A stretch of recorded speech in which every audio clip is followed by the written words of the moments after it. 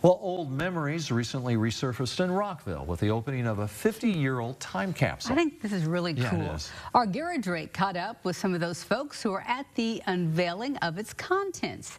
Garrett.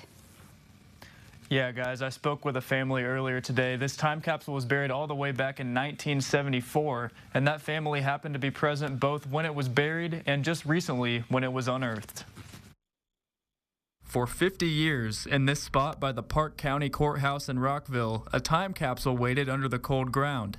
Inside, there were letters, photos, documents, and much more from several Rockville families. The appreciation to see the people that received letters, I think, was huge for not only myself, but for everyone.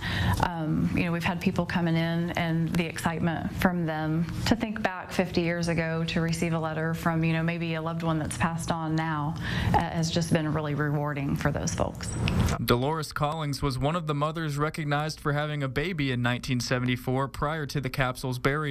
She recalls the letter she wrote to her infant son Frank, pictured here being held by her 9-year-old daughter Tracy. I just remember that it was kind of a gush about how much I loved him because he was just 2 months old at the time. I think he was the youngest of the babies that were presented there at that time. And I just remember thinking about what would it be like in 50 years? The opening of the capsule has been on the family's mind for decades. Now they get to take a look back. I kind of have always had it on my radar because Mom has always reminded us.